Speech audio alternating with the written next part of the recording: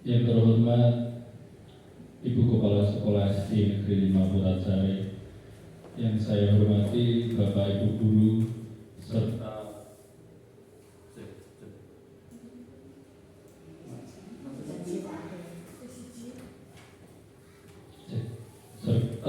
tenaga kependidikan SD Negeri 5 Putansari. Pertama-tama marilah kita panjatkan puja dan puji syukur kita kehadirat Tuhan Yang Maha Kuasa atas limpahan rezekinya kita bisa berkumpul di ruangan ini untuk melaksanakan kombel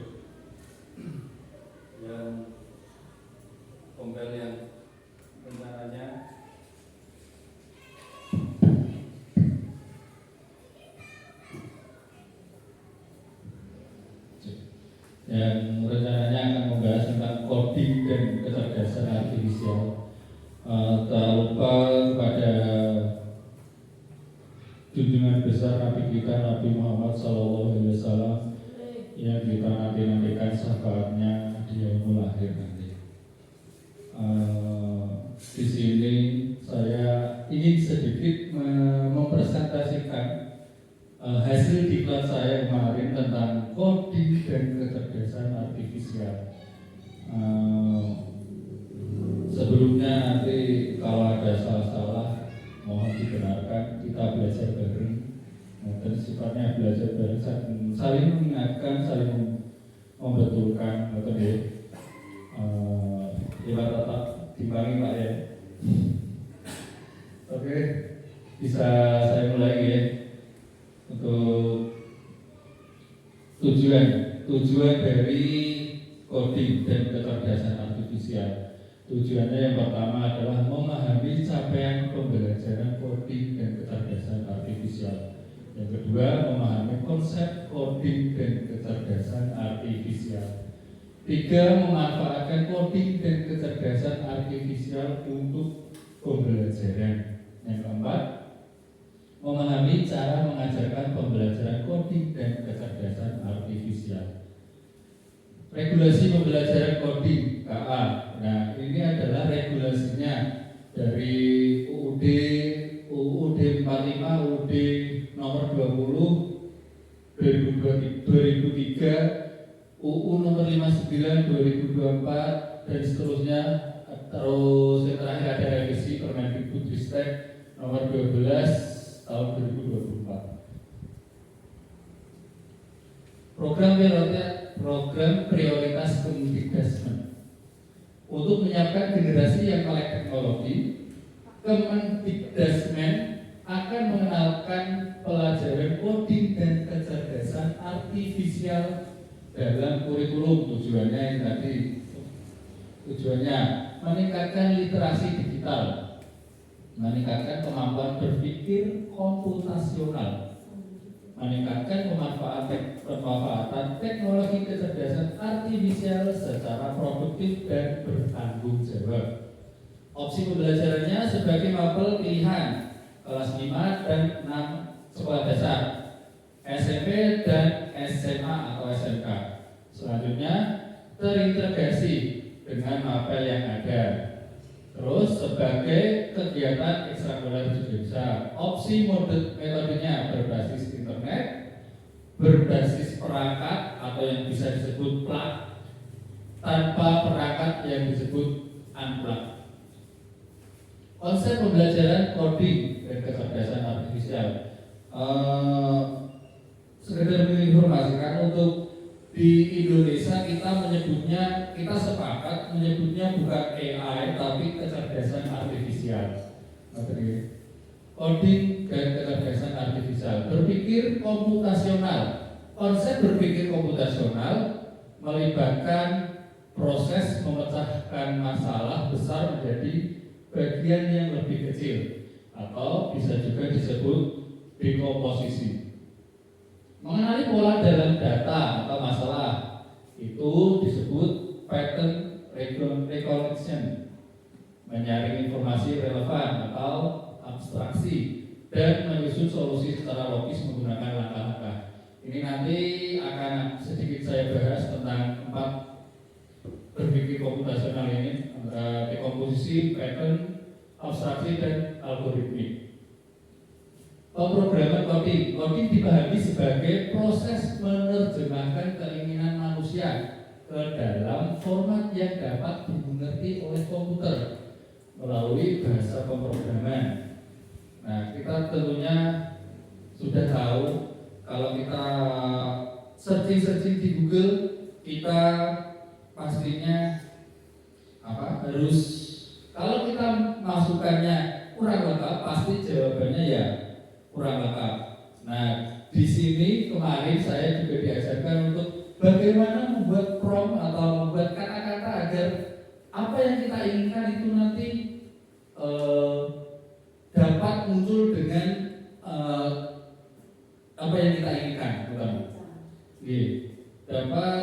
Terus proses ini mencakup penulisan, pengujian, dan pengembangan aplikasi komputer yang melibatkan logika, algoritma, serta struktur data untuk menyelesaikan masalah tertentu. Selanjutnya, kecerdasan artifisial, kemampuan sistem untuk menginterpretasikan data eksternal, belajar dari data tersebut, dan menggunakan pembelajaran ini untuk mencapai tujuan tertentu. Kecerdasan artifisial mencakup berbagai subbidang seperti mesin, pemrosesan bahasa alami yang berfokus pada pengembangan sistem yang mampu menjalankan tugas yang biasanya membutuhkan kecerdasan manusia, seperti pengenalan pola dan pengambilan keputusan. Selanjutnya, praktik pembelajaran coding dan KA dapat dilakukan dengan berbagai metode, termasuk plug coding, unplug coding, dan internet based coding.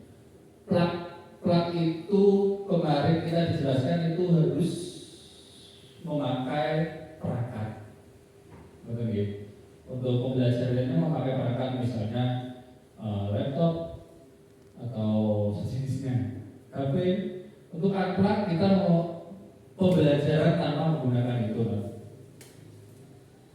Coding dan KA dan pembelajaran mendalam. Prinsip pembelajaran mendalam mengaktifkan olah pikir. Ini kemarin yang sudah melaksanakan diklat pembelajaran mendalam, mungkin ada gerakan-gerakannya dikit. Mengaktifkan olah pikir, olah hati, dan olah rasa secara utuh, berbasis kesadaran, mindful, makna, meaningful, dan kegembiraan, joyful. Mendorong problem solving, refleksi, dan penerapan pengetahuan dalam konteks nyata. Ini menjadi landasan pedagogis bagi pengajaran coding dan KA yang tidak hanya fokus pada logika teknis, tetapi pembentukan karakter dan kemampuan berpikir kritis. Selanjutnya, pembelajaran coding dan KA mewujudkan PM. Pembelajaran mendalam diaktualisasi melalui berpikir komputasional, dekomposisi masalah, pengenalan pola, dan abstraksi, etika digital, dan human center mindset atau menumbuhkan kesadaran sosial dalam penggunaan teknologi. Proyek nyata seperti pembuatan program atau solusi berbasis AI untuk masalah sosial. Selanjutnya, coding dan KA sebagai medium untuk pembelajaran mandiri.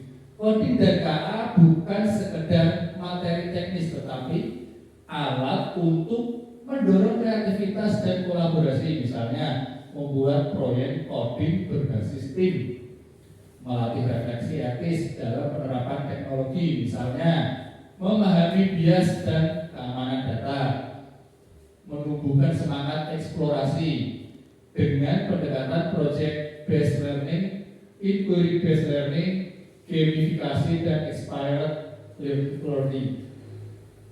Miskonsepsi tentang coding dan KA. Coding dan KA menjadi bagian tak terpisahkan dari kehidupan modern saat ini. Sayangnya masih banyak bertebaran miskonsepsi yang berkembang di masyarakat. Nah, contohnya seperti ini, coding hanya untuk ahli matematika. Ini pernyataan salah. Coding hanya untuk mereka yang memiliki tingkat kecerdasan tinggi di bidang matematika. Ini adalah pernyataan yang salah. Faktanya, meskipun beberapa aspek pemrograman membutuhkan pemahaman matematika,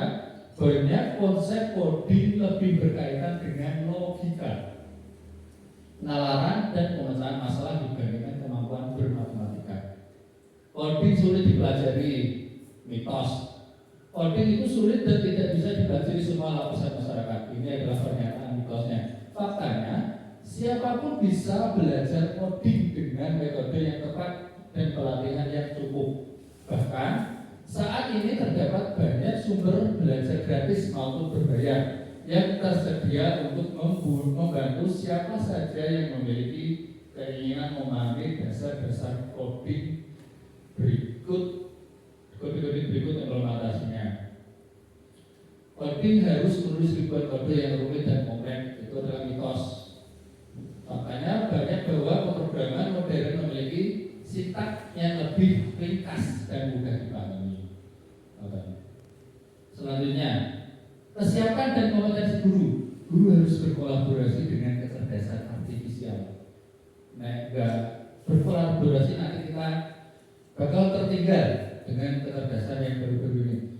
Manusia unggul dalam empati, kreativitas, dan intuisi, memberikan konteks dan penilaian etis terhadap keputusan yang diambil, tetap memegang kendali dalam pengambilan keputusan akhir berbasis output. Sedangkan kecerdasan artifisial unggul dalam efisiensi, dapat membantu guru menyaring data yang kompleks. Model kerjasama guru dan kecerdasan artifisial menekankan konsep human in the loop untuk meningkatkan kompetensi guru. Nah, ini pemilik Microsoft, Bill Gates.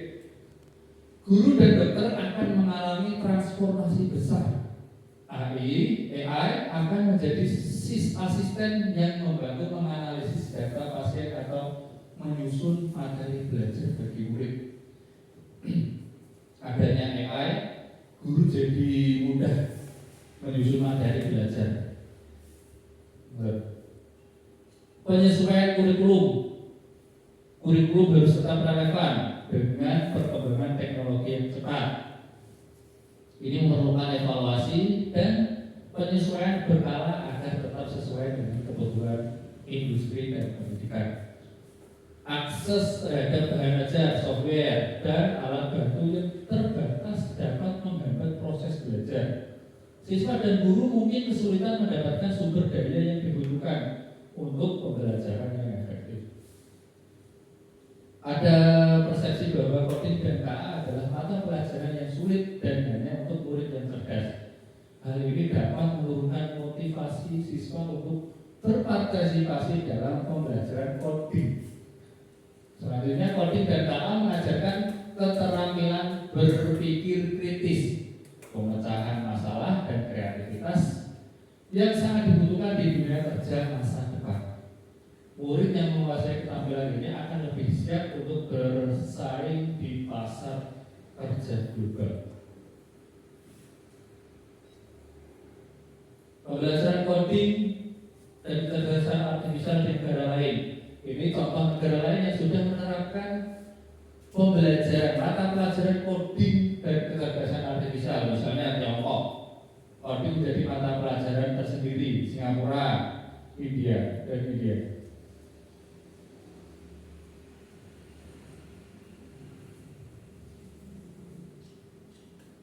Elemen berpikir komputasional.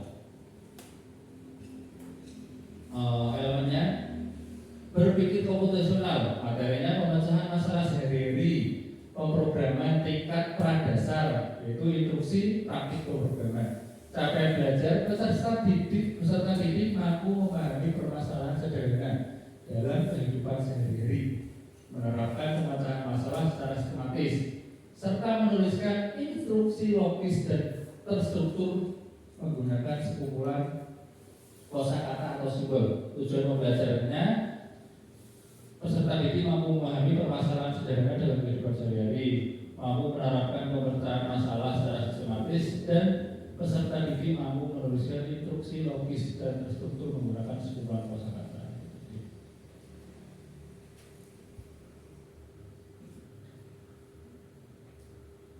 Elemen literasi digital. Manfaat dan teknologi digital, materinya produksi dan diseminasi konten digital tingkat pradasar, internet, sistem komputer tingkat pradasar dan keamanan informasi pribadi. Capaian belajarnya, peserta didik mampu memahami konsep dasar manfaat dan dampak teknologi digital, memahami sistem komputer tingkat pradasar, menerapkan pengamanan informasi pribadi dalam komunikasi daring, memanfaatkan internet dan memproduksi serta mendiseminasi konten digital dalam bentuk teks dan gambar. Elemen literasi dan etika kecerdasan artifisial. Materinya konsep kecerdasan artifisial. Terus cara kerja kecerdasan artifisial, manfaat dampak kecerdasan artifisial, etika atau adaban. Cara belajarnya, peserta didik mampu memahami konsep KA dengan sederhana. Singkatnya seperti itu. Pemanfaatan dan pengembangan KA, elemen pemanfaatan dan pengembangan kecerdasan artifisial. Cara kerja kecerdasan artifisial tingkat pradasar. Peserta didik mampu menyimulasikan secara sederhana kerja KA saat mengenali pola. Pengertian berpikir komputasi. Berpikir adalah aktivitas sel otak atau kerja mental dan intelektual yang melibatkan kesadaran untuk merefleksikan realitas sehingga mengarahkan kita pada tindakan atau ide.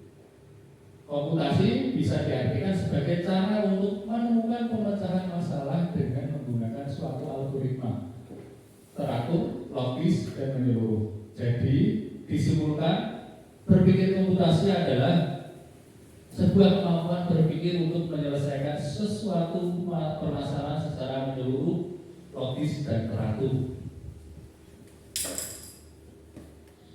Ini langkah-langkah pemecahan masalah dengan berpikir komputasional. Itu nanti ada dekomposisi, memahami masalah, dekomposisi, pengenalan pola, abstraksi, dan algoritma. Dekomposisi, saya jelaskan satu persatu. Saya coba jelaskan satu persatu. Dekomposisi, kemampuan telah memecah data proses atau masalah menjadi bagian-bagian yang lebih kecil dan menjadi tugas yang mudah dikelola. Ada masalah dipecahkan menjadi kecil-kecil sehingga mudah dikelola. 2. Pattern recognition atau pola, kemampuan untuk melihat persamaan atau bahkan perbedaan pola, tren, dan keteraturan dalam data yang nantinya akan digunakan dalam membuat prediksi dan penyajian data. Selanjutnya ada abstraksi, melakukan generalisasi dan mengidentifikasi prinsip umum yang menghasilkan pola, tren, dan keteraturan. Yang keempat, algoritma desain, mengembangkan petunjuk pemecahan masalah yang sama secara bertahap sehingga orang lain dapat menggunakan langkah atau informasi tersebut untuk menyelesaikan permasalahan yang sama. Dekomposisi, ini ada contohnya. Dekomposisi adalah fondasi awal dan salah satu aspek terpenting dalam computational thinking, berpikir komputasi. Tanpa kemampuan untuk memecahkan masalah, langkah-langkah selanjutnya pengenalan pola, abstraksi, dan algoritma akan sulit atau bahkan mustahil untuk diterapkan. Contohnya seperti ini. Ada masalah besar, ingin memamerkan semua karya seni siswa di akhir semester. Tujuannya pameran karya seni yang rapi dan menarik. Nah, dekomposisinya seperti ini. Tugas utamanya menyelenggarakan pameran. Ini tugas utamanya menyelenggarakan pameran. Pecahan menjadi subtugas. Ada yang mengumpulkan tugas semua karya seni dari siswa. Ada yang memilih yang karya yang terbaik. Ada yang menyiapkan alat. Ada yang membuat label nama dan judul karya. Ada yang membersihkan area pameran setelah selesai. Jadi dekomposisi adalah kita ingin membuat, misalnya kita ingin membuat acara. Nah, kalau acara itu kita kerjakan sendiri pasti akan sulit dan akan membutuhkan waktu yang lama. Dan dengan adanya dekomposisi ini kita acara itu kita bagikan ke teman-teman kita. Kamu bagian ini, kamu bagian ini, kamu bagian ini. Jadi acara tersebut akan cepat selesai untuk dikerjakan. Seperti itu. Jadi gini, dekomposisi adalah ini, masalahnya dipecah-pecah dan mendapatkan solusi.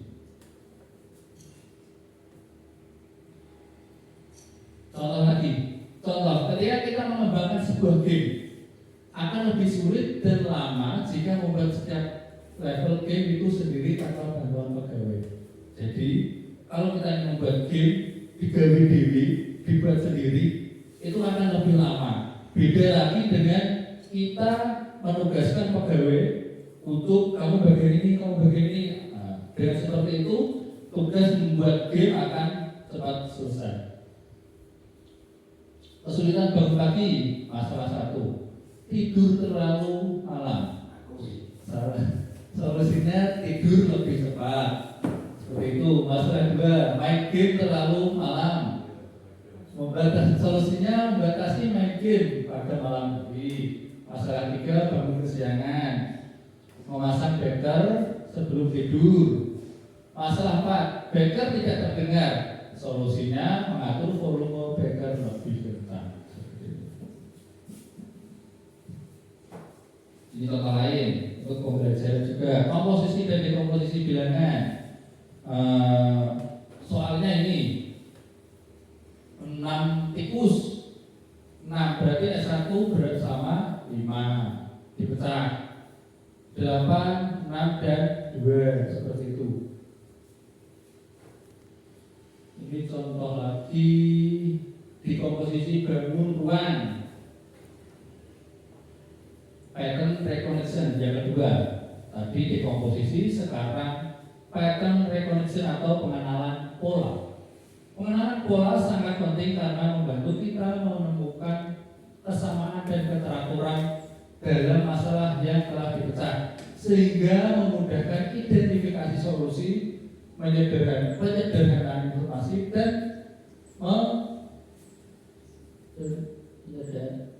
informasi dan generalisasi untuk memecahkan masalah yang lebih efisien. Implementasi pattern recognition pengenalan matematika melanjutkan barisan angka atau bentuk. Contoh, guru memberikan barisan 1, 3, 5, 7 dan seterusnya, atau lingkaran, segitiga, lingkaran seperti itu. Pengenalan polanya, siswa mengidentifikasi bahwa pola adalah penambahan 2 pada setiap angka berikutnya atau pengulangan 2 bentuk yang sama. Mereka kemudian dapat melanjutkan barisan tersebut. Bahasa Indonesia, contoh dari bahasa Indonesia, mengenali pola huruf dalam kata. Contoh, saat belajar membaca, siswa melihat kata-kata seperti mama, papa, susu. Nah, pengenalan pola, mereka mengenali pola huruf vokal konsonan atau suku kata yang berulang, membantu mereka membaca kata-kata baru yang memiliki pola serupa. Misalnya juga kuku, ku, baca, baca. Seperti itu. Ini ada contohnya lagi. Pengenalan pola dalam computational thinking merupakan kemampuan untuk mengenal atau mengetahui persamaan dan perbedaan pola, tren, keteraturan dan data serta sesuatu hal yang nantinya bisa digunakan untuk membuat prediksi dan penyajian data. Contoh 2, 6, 10, 14, 18. Berapakah bilangan ke-6? Nah, itu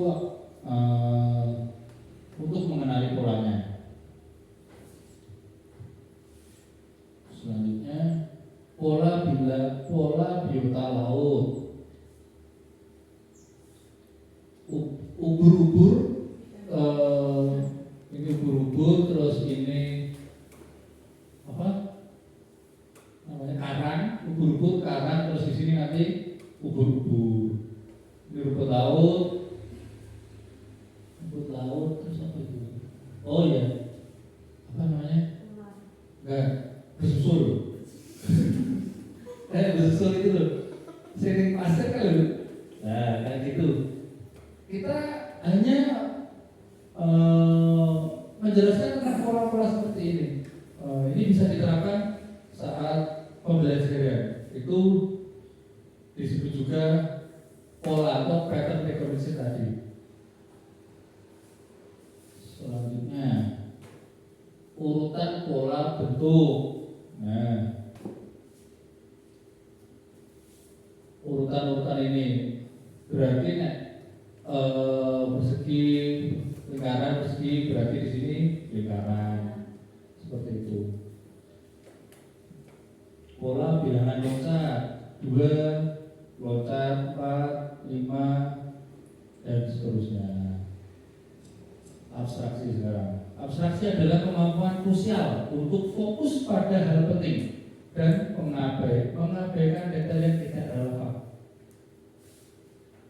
dari suatu masalah. Jadi kesimpulannya abstraksi adalah fokus hal yang penting saja, yang tidak relevan tinggalkan. Contoh, menggambar peta kelas atau rumah sederhana, masalah sistem komputer. Realitas kelas atau rumah yang memiliki banyak detail, gorden, biasa dinding, tekstur lantai, jumlah buku di rak. Abstraksinya, siswa diminta menggambar peta lantai kelas atau rumah mereka. Mereka hanya menggambarkan bentuk dasar ruangan saja, letak pintu, jendela, meja, kursi, papan tulis atau tempat tidur. Detail kecil seperti warna karpet, gambar dinding atau isi lemari diabstraksi atau tidak digambar. Itu adalah hal yang tidak penting akan ditinggalkan. Pentingnya, peta yang diabstraksi memungkinkan siswa memahami tata letak dasar dan hubungan antar ruang tanpa kewalahan oleh detail yang tidak relevan dengan tujuan peta. Kesimpulan abstraksi itu tadi menyederhanakan masalah dengan fokus pada hal-hal yang penting saja. Contoh, menyusun jadwal harian. Ini ada contoh menyusun jadwal harian. Menjelaskan cara membuat mie instan. Memilih pakaian. Ketika mau berolahraga lari, mana outfit tepat untuk dipakai? Pasti kita jawabannya adalah B. Kita bisa saja memakai yang A, tapi kan itu tidak relevan. Bisa saja kita memakai C, tapi kan itu hal yang tidak penting. Yang terpenting adalah celana pendek, kaos. Pengertian algoritma. Algoritma adalah urutan langkah-langkah logis penyelesaian masalah yang disusun secara sistematis dan logis. Seperti ini. Input berisi data yang dibutuhkan. Algoritmanya prosedur berisi tahapan dan output berisi hasil dari pemecahan masalah. Jadi di sini adalah masalahnya. Misal kita nanti ada contohnya. Ini permasalahan masalahnya. Masalahnya dibacakan di sini dan outputnya itu adalah hasilnya. Bagaimana cara Anda untuk bisa menyajikan secangkir kopi? Pasti ibu-ibu di sini yang menyajikan kopi untuk suaminya pasti ada yang berbeda. Walaupun komposisinya sama, kopi dan gula, pasti antara buahnya atau gula ini pasti berbeda cara penyajiannya. Ada yo kopi, gula terus air panas. Ada yang minta kopi, gula dikotok, tahu nggih? Dikotok, digodok langsung ning panci nih ngoten. Berikut ini memasak urutan acak memasak nasi di rice cooker. Urutkan cara memasak ini langkah-langkah. Contoh selanjutnya, jika maka Lengkapi pernyataan-pernyataan tersebut sehingga dapat terhubung dengan logis. Contoh, jika tanaman disiram, maka jika tanaman disiram, maka tumbuh bersemi. Seperti itu contohnya. Selanjutnya, jika langit mendung dan gelap, maka akan turun hujan. Membuat mie rebus saya Pak kata. Membuat mie rebus itu karena membuat mie rebus itu ada dekomposisinya, ada polanya, ada abstraksi, ada algoritma itu juga ada. Contoh yang dekomposisi membuat mie rebus. Kamu akan memasak mie rebus. Ada beberapa tahapan yang harus dilakukan seperti penyiapan alat, bahan, dan langkah-langkah memasak. Alat, panci, kompor, garpu, piring, bahan, mie, air, bumbu, langkah-langkahnya seperti ini. Ilustrasi di atas sebagai bentuk pemecahan masalah. Permasalahan besar, mie rebus dipecah menjadi beberapa bagian kecil seperti penyiapan alat, bahan, dan langkah-langkahnya. Tahapan ini dinamakan dekomposisi dalam berpikir komputasional. Pemecahan masalah tujuannya untuk memudahkan dalam penyelesaian. Sekarang yang membuat dengan pengenalan pola pattern recognition. Contoh permasalahannya saat memasak mie rebus ada pola waktu dan penggunaan air. Untuk memasak satu porsi itu membutuhkan 3 menit. Pola penggunaan air untuk satu porsi adalah 400 ml. Pola ini dapat digunakan ketika memasak lebih dari satu porsi. Caranya dengan mengalihkan pola waktu dan penggunaan air terhadap porsi mie instan. Misal satu porsi ini tadi 1 kali airnya 400 ml. Pola waktunya 3 menit. Kalau dua mie 2 kali 400 ml 6 menit dan seterusnya. Jadi pola sebagai tahapan mengenal dan mengelompokkan setiap kesamaan. Ada beberapa manfaat pengenalan pola dalam berpikir komputasi seperti tahapan berikut. A. Menyelesaikan masalah agar efisien. B. Mengurangi permasalahan yang rumit. C. Membantu dalam menyusun langkah penyelesaian masalah. D. Memudahkan untuk memahami data. Abstraksi. Contoh permasalahan saat membuat mie instan dengan abstraksi. Saat memasak mie, fokuskan hal-hal penting saja seperti alat, bahan, dan langkah masak. Abaikan hal yang kurang penting. Contohnya tahapan membuat mie kering dan pengolahan bumbunya. Nah, jadi kalau abstraksi yuk sing penting-penting kok sing dipakai. Ilustrasi di atas merupakan penyederhanaan masalah abstraksi. Abstraksi untuk mengambil informasi yang penting saja, informasi yang tidak penting dengan permasalahan abaikan saja.